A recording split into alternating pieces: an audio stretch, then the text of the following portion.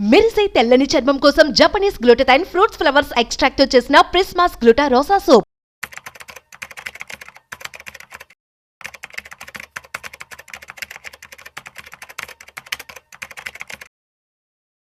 Hi hello నమస్తే, welcome back to Suman TV. ప్రస్తుతం మనతో పాటు ఉన్నారు psychologist and life coach doctor Madhurima Reddy గారు. మేడంతో మాట్లాడదాం. నమస్తే మ్యామ్. నమస్తే నవీన గారు. మేము ఒక రిలేషన్షిప్లో ఈ మధ్య కాలంలో చూసుకుంటే ప్రేమ ఎక్కువ కనిపిస్తుందా, ఈగో ఎక్కువ కనిపిస్తుందా అంటే ఈగోనే ఎక్కువ ఉంటుంది. ఎంతసేపు కొట్టుకోవడము, దెబ్బలాడుకోవడము, మాటకు మాట అనుకోవడము. అంటే ప్రేమ ఉండాలంటారా, ఈగో అనేది ఉండాలి? అంటే వైఫ్ అండ్ హస్బెండ్ మధ్యలో ఈగో ఏంటి మేడం అసలు? వైఫ్ అండ్ హస్బెండ్ మధ్యలో ప్రేమ ఎక్కువ ఉండాలి, ఈగో కంటే అప్రిసియేషన్ ఎక్కువ ఉండాలి, ప్రేమ ఎక్కువ ఉండాలి. ఎప్పుడైతే ఇద్దరి మధ్యలో ఈగో వస్తుందో, ఈగో పో అనుకోవాలి ఇద్దరు. ఎప్పుడైతే ఈగో వచ్చిందంటే, అహం వచ్చిందంటే, నేను ఎక్కువ అని వస్తుంది, నేను అనేది వస్తుంది ఇద్దరిలో మధ్యలో. నువ్వు ప్లస్ నేను =1 అనే ఫీలింగ్ రావాలి, మనము అనే ఒక ఫీలింగ్ రావాలి ఇద్దరి మధ్యలో. అప్పుడు ఆ బంధం ఎప్పుడూ నిలబడుతుంది. లేదు అంటే డబ్బుల మధ్యలో కూడా నాది అని వస్తుంది, ఇది నాది, నేను ఇక్కడ. ఇవన్నీ ఎప్పుడైతే ఎక్కువ వస్తాయో, ఎప్పుడు గొడవలు వస్తాయి. ఇంకా రోజు రోజుకి అన్నిట్లో గొడవలు వస్తాయి. ఎప్పుడు సర్దుకొని పోరు, ఎప్పుడు ఆర్గ్యుమెంట్స్ దీనిపైనే వస్తాయి. సో భార్యాభర్తల మధ్యలో ఎంతసేపు గివింగ్ ఉండాలి. ఎంత ఎక్కువ ప్రేమ ఇవ్వగలను ఎదుటి వాళ్ళకి, ఈవెన్ భర్తలో అయినా భార్యలో అయినా ఎంత ఎక్కువ ప్రేమ ఇవ్వగలను, ఇలాంటిలో నుంచే ఇన్స్పిరేషన్ వస్తుంది, సాక్రిఫైస్ వస్తుంది. ఒకరొకరి మధ్యలో ఇంకా రోజు రోజుకి ప్రేమ పెరుగుతుంది, కేరింగ్ పెరుగుతుంది, అనుబంధం పెరుగుతుంది, ఎమోషనల్ కనెక్ట్ పెరుగుతుంది, బాండింగ్ పెరుగుతుంది.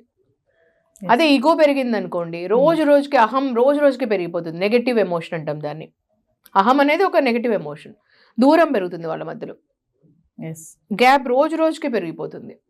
ఆ గ్యాప్ వల్ల వాళ్ళకి మెంటలీ ఎమోషనల్ గ్యాప్ ఎప్పుడైతే పెరుగుతుందో ఎక్కువ, ఫిజికల్ గ్యాప్ కూడా రోజు రోజుకి తెలియకుండా పెరిగిపోతుంది. ఇప్పుడు రోజులో మార్నింగ్ లోస్ నుంచి గొడవ పడుకుంటూ దీనిలో పైన అహం పెరుగుతూ ఉంటే అది డిస్టర్బెన్స్ అట్లానే ఉంటుంది వాళ్ళకి. వాళ్ళు క్షమించుకోరు. ఎవరికైతే ఎక్కువ ఈగో ఉంటుంది వాళ్ళిద్దరి మధ్యలో క్షమాభావన ఉండదు. అది హస్బెండ్ కావచ్చు, వైఫ్ కావచ్చు, ఎవరికి ఎక్కువ ఉంటుందో. ఇప్పుడు నీకా నాకా అని కాకుండా ఎవరైతే స్టార్ట్ చేస్తారో ఒకరిలో, ఇప్పుడు హస్బెండ్ స్టార్ట్ చేస్తే గొడవ, వైఫ్లో కొంచెం సారీ చెప్పే గుణం ఉండాలి. పోనీ వైఫ్ స్టార్ట్ చేస్తే హస్బెండ్లో సారీ చెప్పి అది క్లోజ్ చేసేటట్టు ఉండాలి. లేదు ఇద్దరిలో నువ్వు చెప్పావు నేనెందుకు చెప్పాలి సారీ అని పొడిగారు అనుకోండి, నెక్స్ట్ రోజుకి అది అక్కడ కట్టు కాలేదనుకోండి, ఈ రోజుది బ్యాగేజ్ ఈరోజు వదిలేసుకోవాలి మనం. అది క్లోజ్ చేసుకొని బెడ్ టైంకి వెళ్ళేటప్పటికి క్లోజ్ చేసేసుకోవాలి. అది క్లోజ్ చేయలేదు అనుకోండి, నెక్స్ట్ రోజుకి వెళ్ళారు, నెక్స్ట్ రోజు అలాగే వెళ్తుంటే ఈగో పెరిగిపోతూ ఉంటుంది రోజు రోజుకి. ఎప్పుడైతే ఈగో పెరుగుతూ ఉంటుందంటే వాళ్ళ మధ్యలో గ్యాప్ పెరుగుతూ ఉంటుంది రోజు.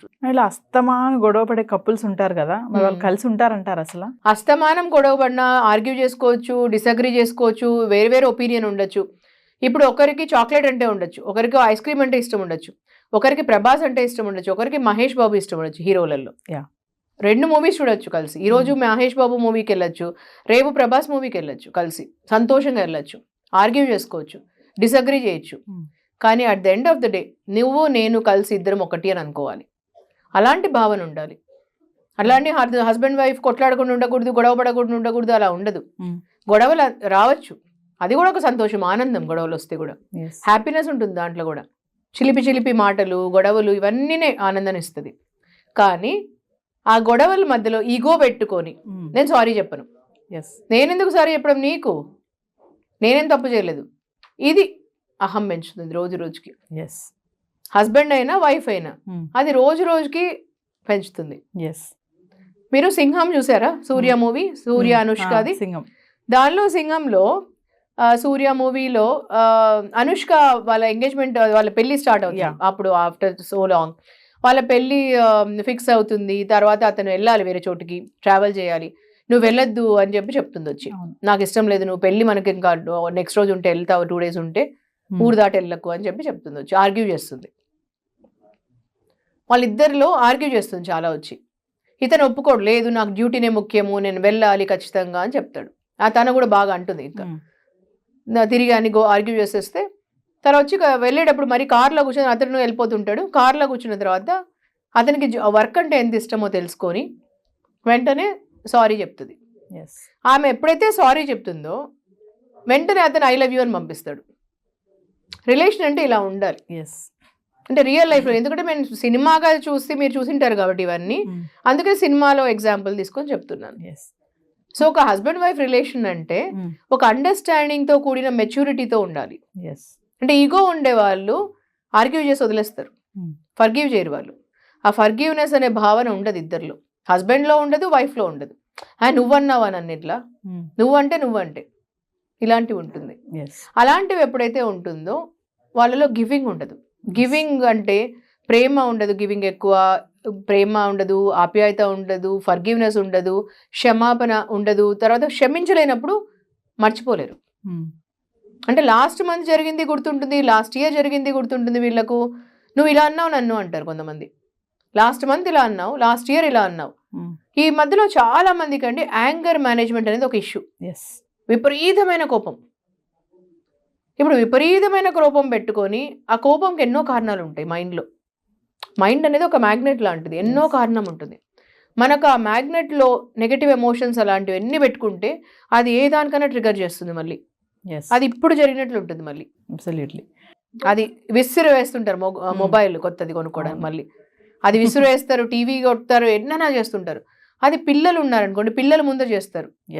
అంటే 1 to 5 years of the kids are exactly parents ఏం చూస్తారో అదే చేస్తారు. వాళ్ళ బిహేవియర్ చూడడం వల్ల, విజువల్ అంటాం మనం, వినడం బట్టి, ఫీలింగ్ని బట్టి వాళ్ళు అలాగే అవుతారు.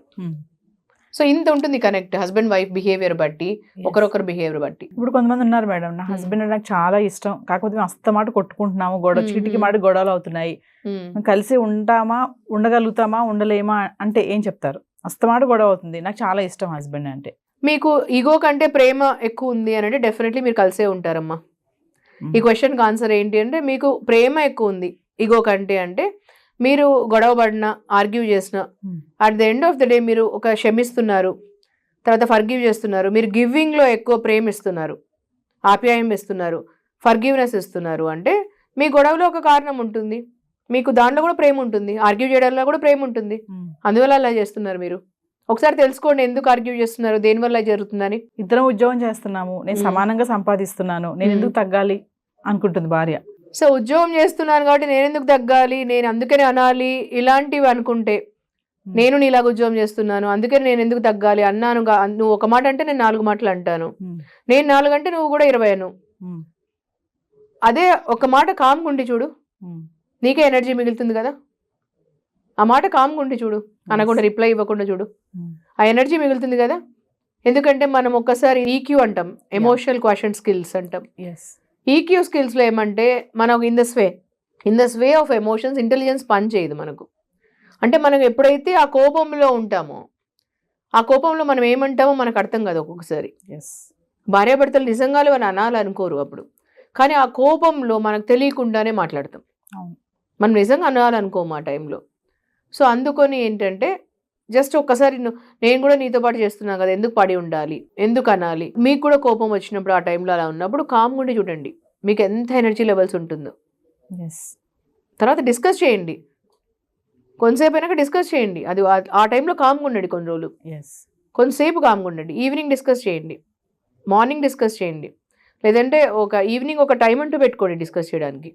వర్క్ టైం అయిపోయిన తర్వాత అంటే ఎవరో ఒకరు తగ్గాలి, బ్యాలెన్సింగ్. ఒకసారి హస్బెండ్ కామ్గా ఉండొచ్చు, ఒకసారి వైఫ్ కామ్గా ఉండొచ్చు, కానీ పిల్లల ముందు మాత్రం కొట్టుకోవద్దు. డెఫినెట్లీ పిల్లలకి అవే ఇంపాక్ట్ అవుతుంది. ఇప్పుడు మన రెస్పాన్సిబిలిటీస్, పిల్లలు అనేవాళ్ళు మన రెస్పాన్సిబిలిటీస్. వాళ్ళ పిల్లలకి మదర్ అండ్ ఫాదరే రోల్ మోడల్ అండి. మదర్ అండ్ ఫాదర్ ఎలా బిహేవ్ చేస్తారో వాళ్ళు అలాగే ఉంటారు. సో వాళ్ళ ముందర ఎప్పుడు పొట్లాడుతూ అలాగ ఉన్నారంటే వాళ్ళు కూడా అలాగే బిహేవ్ చేస్తారు రేపు. థ్యాంక్ యూ నవీన గారు.